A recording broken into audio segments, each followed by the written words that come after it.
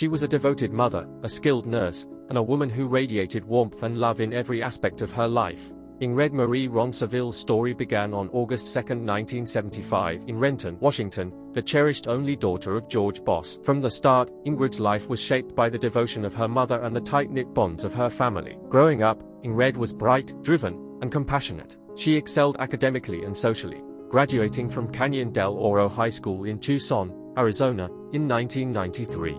She then pursued a nursing degree, earning her Bachelor of Science in Nursing just 4 years later, a stepping stone to a career defined by dedication and care. By the late 1990s, Ingrid had returned to Washington, where life's next chapter brought love into her world. She met Philip Line, and the connection was immediate. The couple married, and Ingrid became Ingrid Line, embarking on the most cherished role of her life, motherhood. She welcomed 3 daughters, Ree, Brooke, and Noel, each spaced 2 years apart, and they quickly became her greatest source of joy, her purpose, and her pride. But life, as it often does, held challenges. By 2014, Ingrid and Philip's marriage faced irreconcilable differences, leading to an amicable divorce and shared custody of their daughters. Despite the change, Ingrid remained vibrant, loving, and resilient. Her career as a nurse at Swedish Medical Center flourished. Colleagues, doctors, and patients alike admired her professionalism, empathy, and unwavering commitment.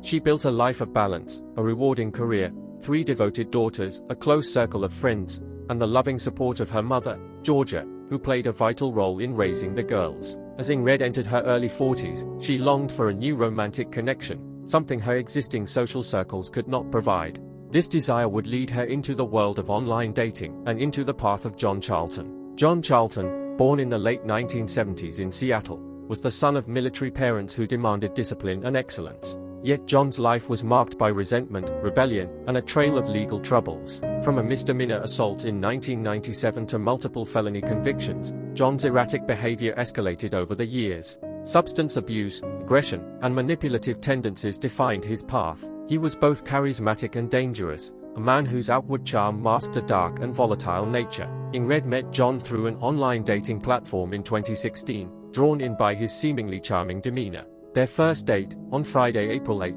was ordinary enough, a Seattle Mariners opening game followed by drinks.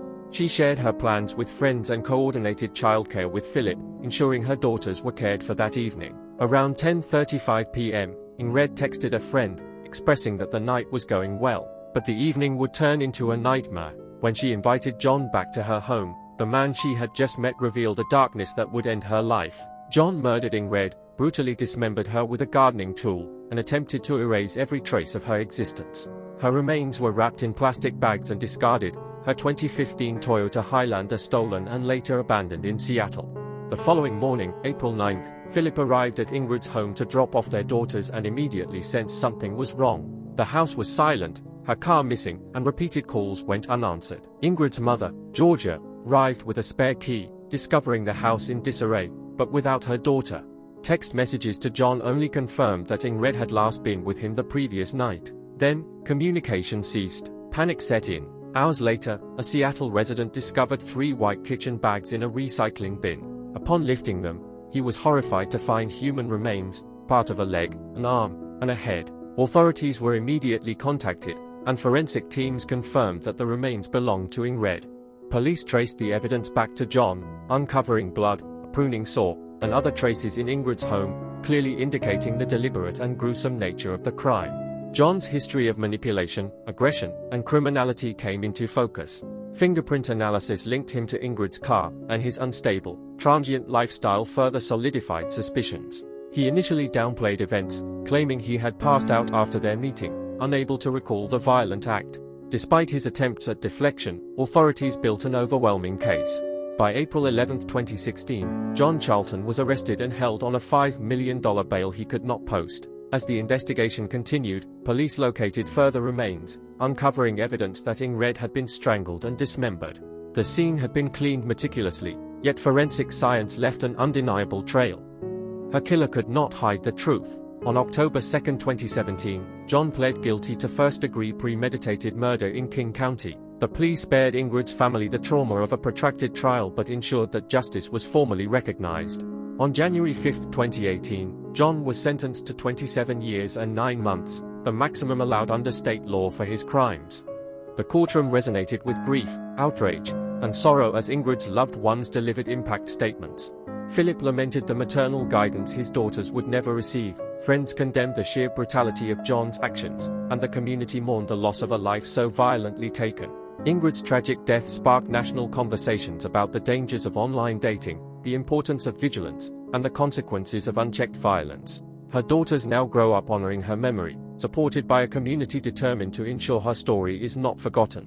A fundraising campaign raised $270,000 for the girls, helping sustain their future while memorializing the mother they lost too soon. Ingrid Marie Ronceville's life was defined by love, dedication, and resilience. Her death, a stark reminder of the fragility of life and the darkness that can hide behind charm, continues to haunt all who knew her. While her killer is behind bars, the grief, the questions, and the memory of her vibrant presence remain. If Ingrid's story moved you, remember to honor her life, like this video, subscribe for more true crime cases, and share her story to raise awareness. Stay vigilant, stay informed, and never forget the fragility of trust in a world where darkness sometimes hides in plain sight.